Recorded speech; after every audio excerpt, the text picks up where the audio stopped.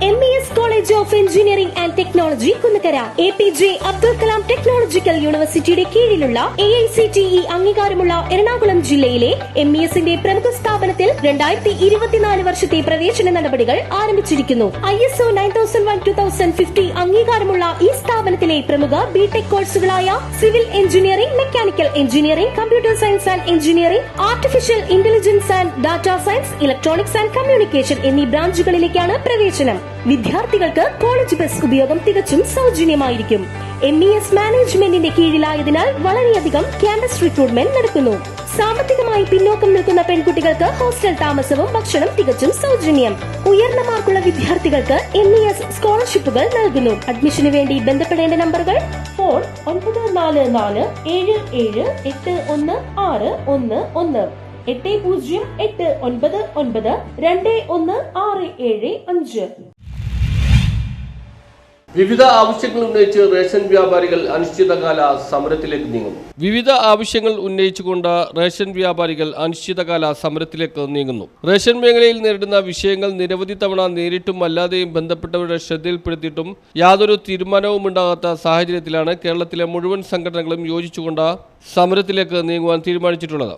നേരത്തെ ജൂലൈ 8-9 തീയതികളിൽ സംസ്ഥാന വ്യാപകമായി റേഷൻ കടകളെത്തി തിരുവനന്തപുരം പാളയം രക്തസാക്ഷി മണ്ഡപത്തിൽ രാപ്പകൽ സമരം നടത്തിയിരുന്നു. ഈ സമരത്തിലും അധികൃതർ കണ്ടു തുറക്കാത്ത സാഹചര്യത്തിലാണ് അനിശ്ചിതകാല സമരത്തിലേക്ക് നീങ്ങുന്നത്. സംസ്ഥാനത്തെ 14,000-ലധികം റേഷൻ വ്യാപാരികൾ വലിയ പ്രതിസന്ധിയിലൂടെ മുന്നോട്ട് പോകുന്ന ഈ കാലഘട്ടത്തിൽ ഇതിന് പരിഹാരമുണ്ടാക്കണം എന്നാവശ്യപ്പെട്ടുകൊണ്ട് പ്രധാനപ്പെട്ട 4 ആവശ്യങ്ങൾ ഉന്നയിച്ച് ഗവൺമെൻറ്റിന് നിയമാനുസൃതം നോട്ടീസ് കൊടുത്ത് ഈ മാസം 8-9 തീയതികളിൽ കടകൾ അടച്ചിട്ട് തിരുവനന്തപുരത്തെ രക്തസാക്ഷി മണ്ഡപത്തിൻ്റെ മുന്നിൽ രാപ്പകൽ സമരം നടത്തിയത് എല്ലാവർക്കും അറിവുള്ള കാര്യമാണ്.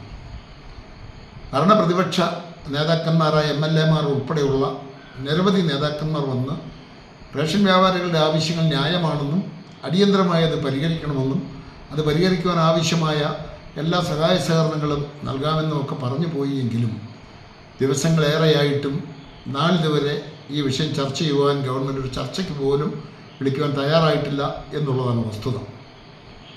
സമരം നടന്ന സന്ദർഭത്തിൽ ബഹുമാനപ്പെട്ട മുഖ്യമന്ത്രി മാധ്യമങ്ങളോട് പറഞ്ഞത്, അവരോട് ചർച്ച ചെയ്തപ്പോൾ കാര്യങ്ങളൊക്കെ പറഞ്ഞതാണ്, എങ്കിലും ഇനിയും ചർച്ചയ്ക്ക് തയ്യാറാണ്, 10-ാം തീയതിക്ക് ശേഷം അവരുമായി ചർച്ചയ്ക്ക് തയ്യാറാണ് എന്ന് പറഞ്ഞെങ്കിലും ഇന്ന് 21-ാം തീയതിയെ നാളിതുവരെ ചർച്ചയ്ക്ക് തയ്യാറാവുകയോ ഇതുപോലെ റേഷൻ വ്യാപാരികൾ ബുദ്ധിമുട്ട് അനുഭവിക്കുന്ന ഈ കാര്യങ്ങളെ സംബന്ധിച്ച് അറിവുള്ളതായി പോലും നടിക്കുകയോ ചെയ്യാത്ത നിഷേധാത്മകമായൊരു നിലപാട് സ്വീകരിച്ചിരിക്കുന്ന ഈ ഗവൺമെൻറ് ഇനിയും റേഷൻ വ്യാപാരികളെ അനിശ്ചിതകാല സമരത്തിലേക്ക് തള്ളിവിടുമോ എന്നുള്ള ആശങ്ക ഞങ്ങൾക്കുണ്ട്.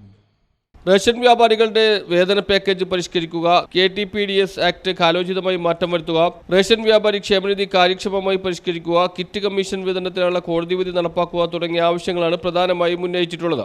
സംസ്ഥാനത്തെ 14,300-ഓളം ചില്ലറ റേഷൻ വ്യാപാരികളും അത്രത്തോളം വരുന്ന സെയിൽസ്മാൻമാരും നേരിട്ടുകൊണ്ടിരിക്കുന്ന ദുരവസ്ഥ പല തവണകളായി അധികൃതരുടെ ശ്രദ്ധയിൽപ്പെടുത്തിയിട്ടുള്ളതാണെങ്കിലും പരിഗണിക്കപ്പെടാത്ത സാഹചര്യമാണെന്ന് റേഷൻ സംഘടനാ നേതാക്കൾ വ്യക്തമാക്കി. 2018-ൽ നടപ്പിൽ വരുത്തിയ പാക്കേജ് പ്രകാരമാണ് ചില്ലറ റേഷൻ വ്യാപാരികളുടെ പ്രതിഫലം. ഇന്നത്തെ ജീവിത നിലവാരവുമായി ഒട്ടും പൊരുത്തപ്പെടാത്ത തുച്ഛമായ തുകയിൽ നിന്നും കടവാടകയും മറ്റും കഴിഞ്ഞ് ബാക്കി വരുന്ന തുക കൊണ്ട് സെയിൽസ്മാന്റെ അടക്കം 2 കുടുംബങ്ങളാണ് കഴിഞ്ഞുകൂടുന്നത്.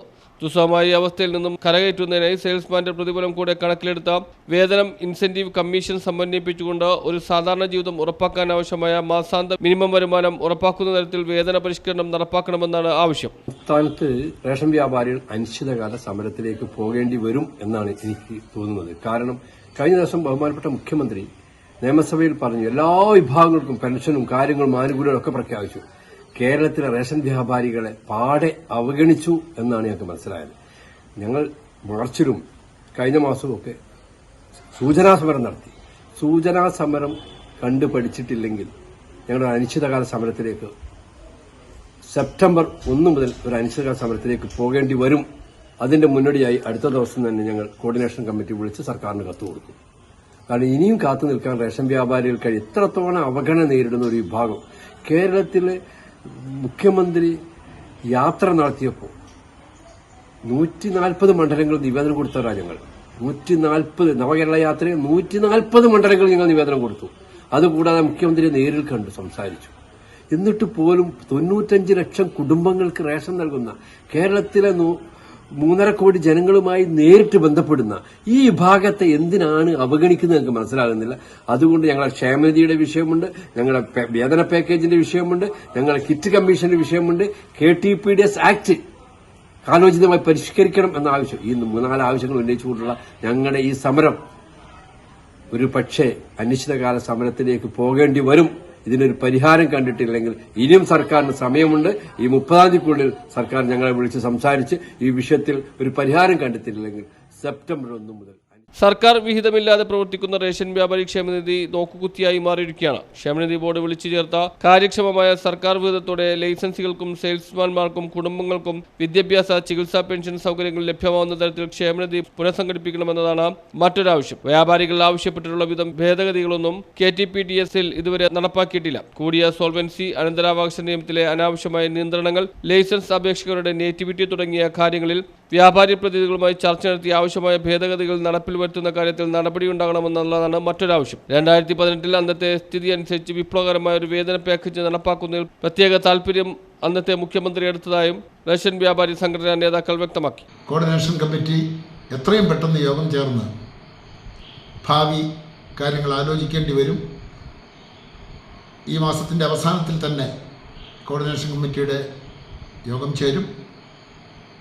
കഴിഞ്ഞ രാപ്പകൽ സമരത്തിൻ്റെ കാര്യങ്ങളെ സംബന്ധിച്ച് വിലയിരുത്തുകയും തുടർന്നുള്ള സമരപരിപാടികൾ എന്ത് വേണം എന്നാലോചിക്കുകയും ചെയ്യും. സംസ്ഥാനത്തെ റേഷൻ വ്യാപാരികളുടെ വലിയ ഭൂരിപക്ഷത്തിൻ്റെയും ഏകകണ്ഠമായ അഭിപ്രായം അനിശ്ചിതകാല കടയടപ്പ് സമരത്തിലേക്ക് പോകണമെന്നുള്ളതാണ്. എനിക്ക് ബഹുമാനപ്പെട്ട ഗവൺമെൻറ്റിനോട് അഭ്യർത്ഥിക്കുവാനുള്ളത് റേഷൻ വ്യാപാരികളെ അനിശ്ചിതകാല കടയടപ്പ് സമരത്തിലേക്ക് തള്ളിവിടരുത്. ഓണക്കാലമാണ് വരാൻ പോകുന്നത്. ഓണക്കാലത്ത് റേഷൻ കടകൾ അടഞ്ഞു കിടക്കുന്ന ഒരു സാഹചര്യം ഉണ്ടായാൽ അതിൻ്റെ ഉത്തരവാദിത്വം പൂർണ്ണമായി ഗവൺമെൻറ്റിനെ, പ്രത്യേകിച്ച് ഭക്ഷ്യവകുപ്പിനായിരിക്കും എന്നുള്ള കാര്യത്തിൽ അത് സംശയമില്ല. വേതന പാക്കേജ് പരിഷ്കരിക്കുക, ക്ഷേമനിധി കാര്യക്ഷമമാക്കുക, സർക്കാരിൻ്റെ വിഹിതം ഉറപ്പുവരുത്തുക, KTPDS ആക്ടിലെ അപാകതകൾ പരിഹരിക്കുക, കുറ്റമറ്റ നിലയിൽ KTPDS ആക്ട് പുനരാവിഷ്കരിക്കുക. News bureau, Kochi.